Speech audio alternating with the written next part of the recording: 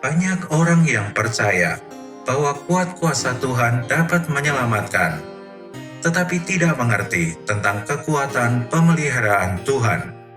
Kuat kuasanya yang memelihara kita. Padahal, Dia sang pemberi kasih karunia. Dia juga memelihara kita untuk tetap ada di dalam kasih karunia-Nya.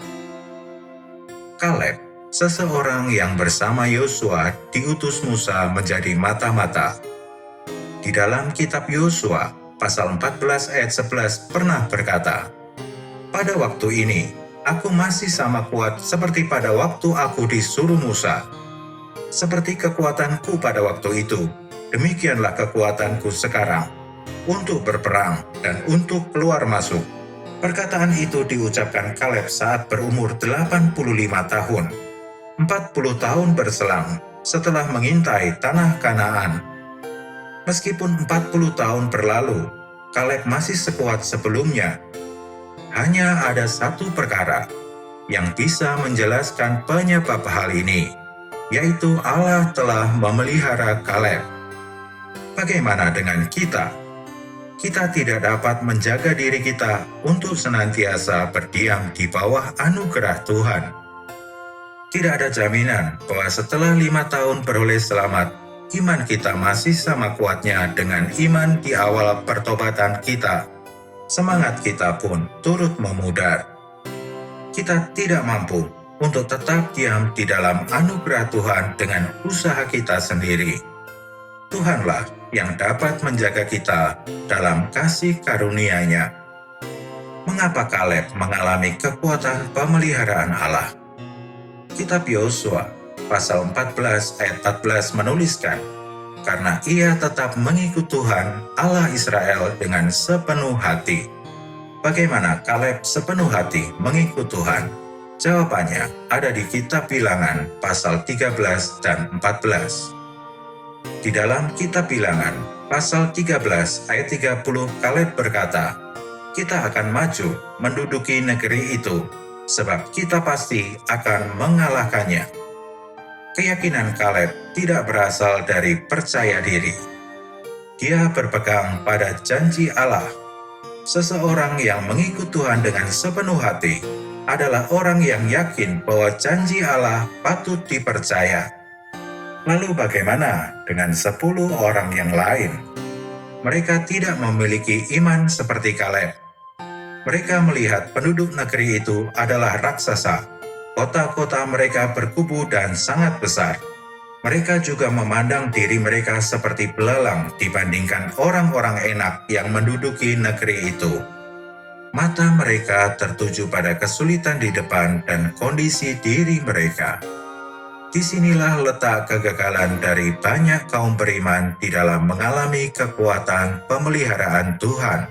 Mata mereka hanya tertuju pada kesulitan dan kondisi diri serta kegagalan mereka.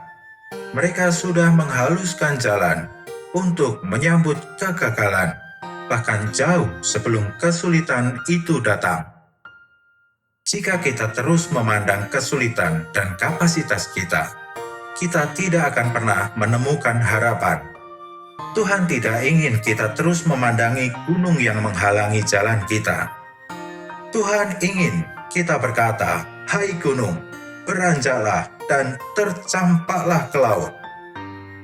Ketika Tuhan menyelamatkan kita, Dia harus menyelamatkan mata kita terlebih dahulu, agar kita memalingkan pandangan kita dari hal-hal yang lain kepada janji-janji Tuhan. Begitu kita memandang janji-janjinya, kita akan melihat bahwa kesulitan itu dapat teratasi. Jika kita percaya kepada Tuhan, tidak ada alasan bagi kita untuk takut. Kemenangan kita sudah dijamin, tidak peduli seberapa hebat orang-orangnya dan seberapa tinggi kubu-kubu kota itu. Di dalam kitab Bilangan pasal 14 ayat 9, Kaleb mengatakan kepada seluruh umat Israel agar mereka tidak takut, karena musuh-musuh itu akan mereka telan habis. Kaleb memandang bahwa orang-orang Enak adalah makanan untuknya. Makanan kita makan setiap hari untuk membuat kita menjadi lebih kuat. Setiap kali kita menemui kesulitan, tanyakan kepada diri kita, apakah kita akan kelaparan di sini atau kita akan berpesta? Jika kita mengandalkan Tuhan, membiarkan hidupnya yang menang ditampilkan melalui diri kita, kesulitan akan menjadi makanan segar untuk menambah kekuatan kita. Orang yang tidak makan dengan baik tidak bisa bertumbuh menjadi dewasa. Makanan kita bukan hanya firman Tuhan dan melakukan kehendak-Nya. Orang-orang Enak yang adalah kesulitan hidup kita juga adalah makanan kita. Semakin banyak kesulitan hidup yang kita telan, semakin kita bertumbuh menjadi kuat. Bila kita menghadapi sedikit kesulitan hidup, akan nampak jelas bahwa banyak kelemahan di dalam hidup kita.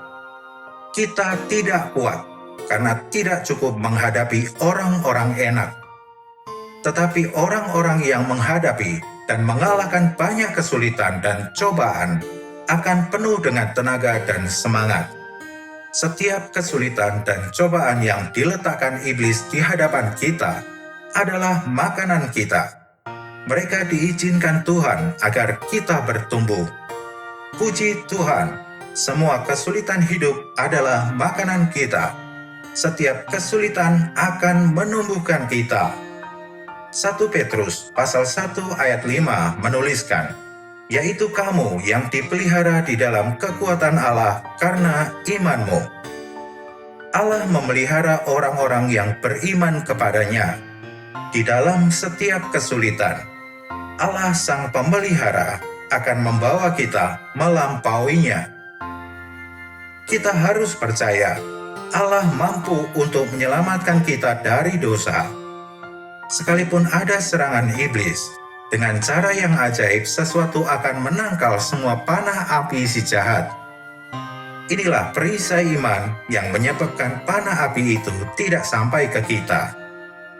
2 Timotius pasal 1 ayat 12 memperlihatkan kepada kita bagaimana Paulus menyerahkan dirinya kepada Tuhan.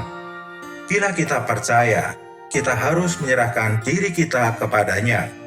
Banyak orang yang tidak mengalami kuasa yang memelihara ini karena mereka tidak menaruh diri mereka di dalam pemeliharaannya.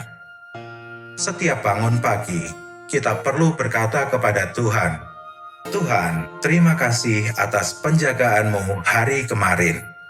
Dan hari ini, Engkau pasti akan tetap menjagaku.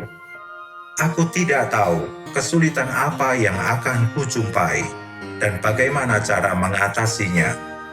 Aku tidak mampu mengatasinya, tetapi aku yakin Engkau akan menjaga hidupku dan menjadikan kesulitan-kesulitan itu kekuatanku. Aku serahkan hidupku sepenuhnya kepadamu, Sang Pemelihara hidupku. Saat kita menyerahkan diri kita sepenuhnya ke dalam pemeliharaannya, kita akan takjub bagaimana Allah menjaga hidup kita. Kasih karunia-Nya menjaga kita tanpa celah, sehingga kita terpelihara dari hari ini sampai saat kedatangannya kembali. Puji Tuhan, kita punya Allah Sang Pemelihara hidup. Puji Tuhan, kasih karunia-Nya memelihara kita. Tuhan menjaga kita.